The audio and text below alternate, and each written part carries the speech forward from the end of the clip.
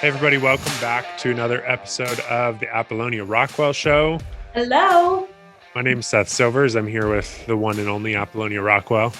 And thanks for joining us. We're going to start doing these more often, every single week, just talking about what's happening in safety and in training, and really trying to be kind of a go-to resource for safety managers. And Apolonia, today, I want to talk about OSHA, what like OSHA training in 2021 is going to look like.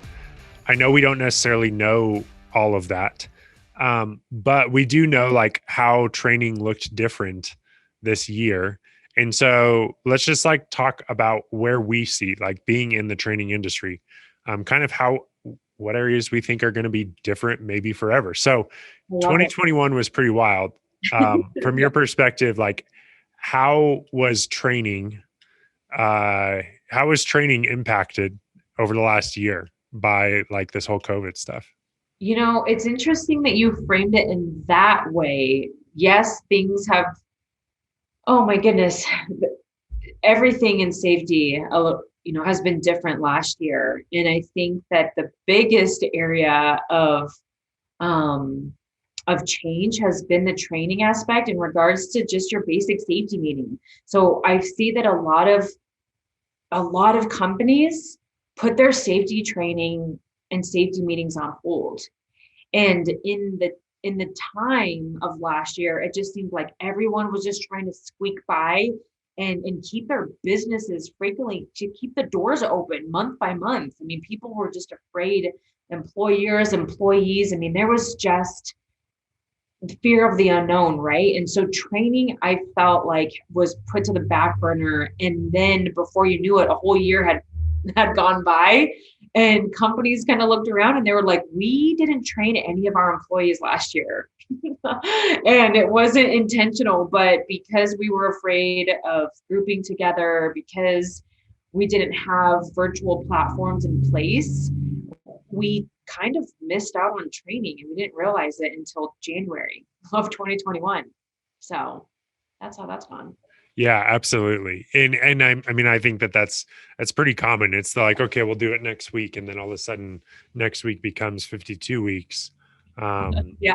And it all just changed so quickly. So with the safety meeting in particular, like what do you see, like what are people doing for safety meetings, and how have people modified their safety meetings to still be able to have them?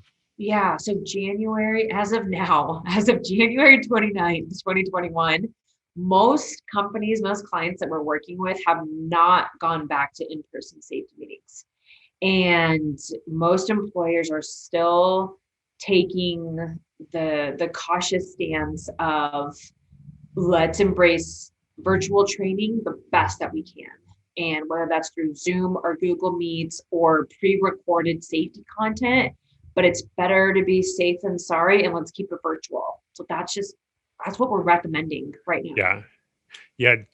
I mean, I know nobody can really know, but right now it's like late January 2021. Are people starting to kind of have an idea of when safety meetings might be able to go back in person? Yeah, great question. To be honest, the conversations I'm having with employers are, hey, this might be our new norm. Like, Yeah. period. This might be our new norm as far as safety goes, because it is not worth the risk of our employees all being in the same room. Let's say you have 100 and let's say you have 25 employees. I was going to go with 100. Let's say you have 25 employees with social distancing and wearing masks. Think of how big of a facility you have to have in order to get everyone in for a safety meeting. It's not worth it. And then, gosh forbid, and someone a week after is experiencing signs and symptoms. Right. There is not worth the headache and Yeah. the angst amongst the employer or employees. And then you're taking that home to your family. And so those are the real questions that business owners are having today. Right. Yeah. And that kind of gets to another point I wanted to ask about, because so that potentially being the new norm is like virtual safety meetings for a lot of people. Right. Um, we have virtual training. We've had virtual training for a while. I mean, like for several years, we've had True Safety University, which is a great world-class training platform that's all online. Yeah. So do you think that like is virtual training working well now that everybody's having to do it, or is it just like the best option right now? Like, do you think that there's an aspect of it that is here to stay for way more training than it Yeah. was before? Or is it just kind of like, this is what we have to do right now? Yeah. I think that the safety manager, the employee, it's in the hands of the leadership team and the leadership's vision at your company. Because if you had the mindset of check the box before that, and whether that be check the box with in-person training where you're just reading off PowerPoints and you're not being intentional with your conversations, then it might be easy for you to do the same with whatever virtual platform that you choose moving forward. So what I mean by that is, if you really didn't care about safety before, you probably still don't care about safety today. And we Right. see some companies just put any kind of safety training video in front of their employees and hope that they gain something out of it. It's same in person that it is training, the level of care and commitment. But if you really care, we see employers that go above and beyond, and they were intentional with their time with employees during safety meetings. They wanted tools to be given to their employees. Those types of employers are finding world-class training, Right. virtual training for their employees today. Yeah. Yeah. I think that's a really good point because there's still, I mean, there's just a Quality. lot. Yeah. What's that? Quality. Like, Yeah. Yeah, absolutely. And I mean, everybody's kind of being forced to engage with virtual training right now. And so I think there's a lot of benefits. Like they're realizing there's a ton of efficiencies that come with that. And I really, mean, our team at True Safety, we've kind of always advised like automate what you can.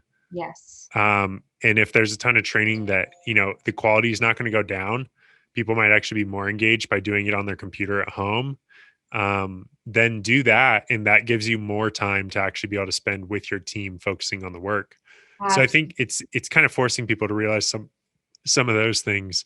There's Yep. still a lot that we don't know. There's like still just tons of questions. So like from your from your perspective, like just speculation, like what do you think that training is going to look like in 2021? Like what changes do you think that we'll see?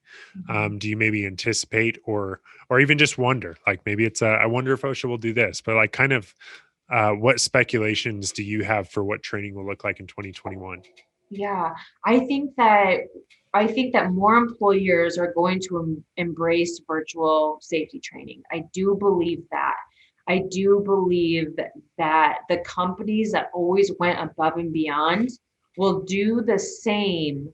And what that would look like is having virtual safety training so that way, and they're choosing the best platform, the best training out there, but they will continue to integrate the human interaction as best as possible. So what I mean by that is safety meetings where there's still engagement. And a safety manager can record themselves and have interactive questions and maybe partner with a platform where there's questions in their safety meetings, not just, hey, press Right. play and it's accomplished or not accomplished. There's questions in there. So I think that more companies will embrace safety training, online safety training. I think that the in-person hands-on requirements that OSHA's always advised, let's say for fall protection or for heavy equipment, I think that that will be the same. The hands-on will just look a little bit different as far as social distancing, cleaning off a piece of machinery, smaller classes, but that hands-on piece for, again, a forklift operator, fall protection, I think that there will still be value in hands-on. It'll just be different, embracing social distancing, masks, and disinfecting equipment. Yeah. I know we've kind of like dreamed about where VR is Yeah, going with yeah, this. Do yeah. you I haven't talked to any VR people in a couple months. I don't know if you have, but like do you think that this is accelerating some of those things that are like maybe a few years down the road? Do you think this is all kind of accelerating the like priority for being able to have like more immersive training accessible to anybody? Yes, I think that not 2021, but I think a few years down the road, it will become more of a norm, but I don't think that there will be a ton of VR training platforms available to the common everyday worker in 2021. Right. Unfortunately, I mean, I Yeah. would love to see that, but I mean, being practical, do you know of anybody right now that's doing all Yeah, their no. And safety? it's because it's just so expensive and Right. everybody's trying to cut costs right now still, or yeah, it's just so expensive. I'm curious, like, what are the big questions that you still have about what training is going to look like going into 2021? I think that your OSHA 10 and 30, whether that be general industry or construction, right now OSHA only has a few authorized providers. And so I wonder if that will expand out because OSHA authorizes hundreds of thousands of trainers to provide this training in person, right? So well, what if we can't gather? Mhm. What if that is not practical for employers today in 2021 to have in-person safety training? They want to continue on the path of online. So will OSHA release the reins to more online training providers to be able to provide that OSHA 10 and 30? Yeah.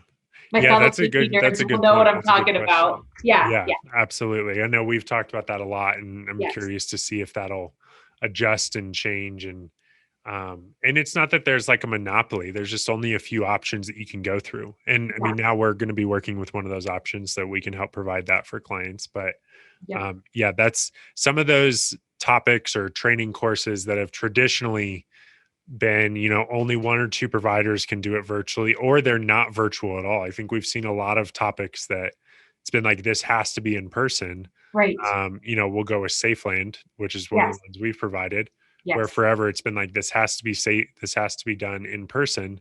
And yes. they moved quick. And I mean, by first or second week of April, we were providing virtual Safeland classes, and they've been great. And so it'll be interesting to see, like, well, will that stay? Like, Right. right now it kind of feels like, why go back when we're training people all over the country every Thursday for virtual Safeland, and it's working really well. So it's like, why change something that seems to have been a really good development?